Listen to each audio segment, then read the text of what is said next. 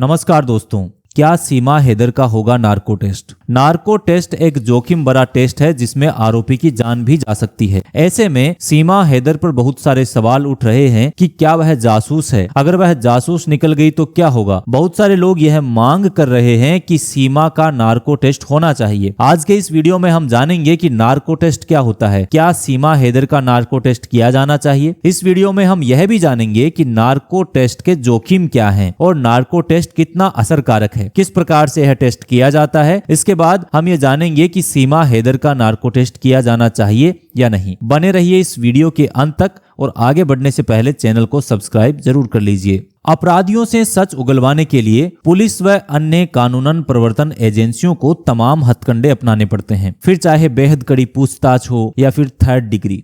लेकिन कई बार उनका वास्ता कुछ ऐसे शातिर अपराधियों से भी पड़ जाता है जो तमाम कोशिशों के बाद भी सच बताने को तैयार नहीं होते। ऐसे में कई बार पुलिस अदालत से इजाजत लेकर अपराधी का नार्को टेस्ट कराती है ताकि केस को उसके अंजाम तक पहुंचाया जा सके। लेकिन क्या आप जानते हैं कि नार्को टेस्ट होता कैसे है? आइए हम आपको बताते हैं पुलिस के इस ब्रह्मास्त्र के बारे में जो बड़े बड़े अपराधियों की गुत्थी सुलझाने में काम आता है। नार्को परीक्षण या नार्को एनालिसिस एक ऐसी प्रक्रिया है जिसमें किसी व्यक्ति को कुछ दवाएं दी जाती हैं जो व्यक्ति को आंशिक रूप से अचेत अवस्था में ले जाती है। इस तकनीक का उपयोग मुख्य रूप से उन लोगों से छुपी हुई जानकारी को निकलवाने के लिए किया जाता है जो पुलिस जांच में नियमित पूछताछ के दौरान सहयोग करने के इच्छुक नहीं होते। जानकारों का मानना है कि जटिल मामलों को सुलझाने और महत्वपूर्ण सुरागों को उजागर करने के लिए नार्को एनालिसिस टेस्ट किया जाता है। किसी भी आरोपी का नार्को टेस्ट करने से पहले उसका पॉलीग्राफ टेस्ट करना अनिवार्य होता है। इस टेस्ट को लाई डिटेक्टर टेस्ट भी कहते हैं, जिसमें एक मशीन की मदद से यह देखा जाता है कि आरोपी सच बोल रहा है या झूठ। पिछले साल दिल्ली के श्रद्धा वालकर मर्डर केस का सच जानने के लिए पुलिस ने 1 दिसंबर 2022 को आफताब पूनेवाले का नार्को टेस्ट करवाया था। अपनी live in partner Shraddha Walker की हत्या करके 35 टुकड़े करने के आरोपी आफताब पूनावाला से जांच एजेंसियों को संतोषजनक जानकारी नहीं मिल पाई थी, जिसकी वजह से उसका नार्को टेस्ट करना पड़ा था। इस टेस्ट की वैधता पर हमेशा सवाल और विवाद तो उठते रहे हैं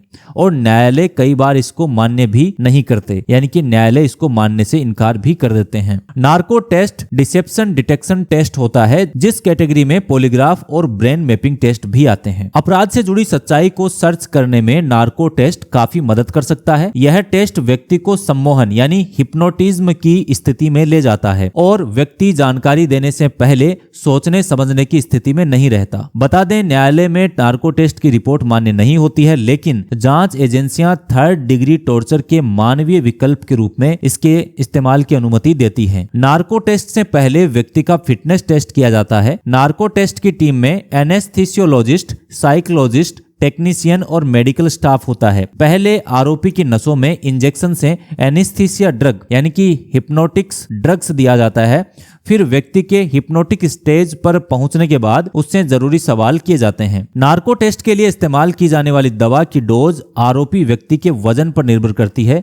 इसकी डोज हर व्यक्ति के लिए अलग हो सकती है। मॉनिटरिंग डॉक्टर अवसर को देखते हुए डोज कम या ज्यादा कर सकते हैं। दवाएं व्यक्ति को हिप्नोटिक स्टेज में डाल देती हैं, जिसके कारण वह जानबूझकर कुछ बोल या छिपा नहीं सकता। ऐसे में आपको सवालों के जवाब मिलने लगते हैं। हालांकि व्यक्ति लंबे जवाब देने की स्थिति में नहीं होता और वह छोटे छोटे हिस्सों में जानकारी देता है। 26/11 मुंबई हमलों में नार्को टेस्ट ने सच उजागर करने के मामले में काफी महत्वपूर्ण भूमिका निभाई थी, लेकिन आरुषि मर्डर केस में इस परीक्षण से कामयाबी नहीं मिली थी। अगर नार्को टेस्ट से मिली जानकारी सबूतों को जुटाने में मदद करती है तो यह मान लिया जाता है कि यह टेस्ट सफल है।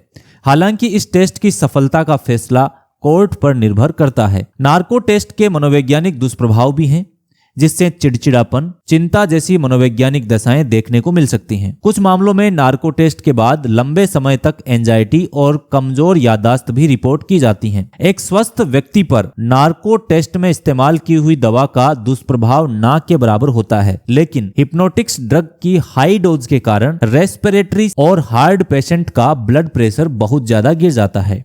जिसके कारण सांस लेना मुश्किल हो सकता है और कोमा या मृत्यु जैसी स्थिति भी पैदा हो सकती है। इसलिए नार्को टेस्ट से पहले व्यक्ति का फिटनेस टेस्ट किया जाता है। नार्को टेस्ट सिर्फ सरकार द्वारा प्रमाणित सरकारी संस्थाओं और विशेषज्ञों की देखरेख में ही किया जाता है, जिसके लिए न्यायालय की अनुमति प्रमाण पत्र होना आवश्यक है। इसलिए कोई भी सामान्य व्यक्ति या संस्था इस टेस्ट को नहीं करवा सकती। कई देशों में नार्को टेस्ट की अनुमति बिल्कुल भी नहीं है। कुछ देशों में विशिष्ट परिस्थितियों में नार्को टेस्ट की अनुमति दी जाती है, जबकि कुछ देशों में पूरी तरह से यह प्रतिबंधित है। जिन देशों में इसकी अनुमति है वहां इसके उचित उपयोग को सुनिश्चित करने, लोगों के अधिकारों की रक्षा करने, दुरुपयोगों को रोकने के लिए कड़े नियम होते हैं। हालांकि आलोचकों ने नार्को टेस्ट की विश्वसनीयता, वैधता और नैतिक निहितार्थों के बारे में महत्वपूर्ण चिंताएं जताई हैं। उनका तर्क है कि जानकारी निकालने के लिए दवाओं का उपयोग एक व्यक्ति के अधिकार का उल्लंघन करता है और नागरिक स्वतंत्रता का उल्लंघन भी करता है। इसके अतिरिक्त नार्को एनालिसिस के माध्यम से जानकारी की सटीकता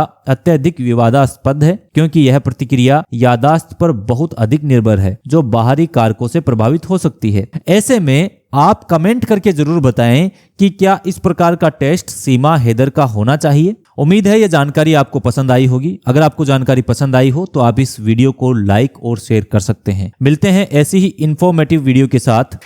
तब तक के लिए नमस्कार। जय हिंद, जय भारत।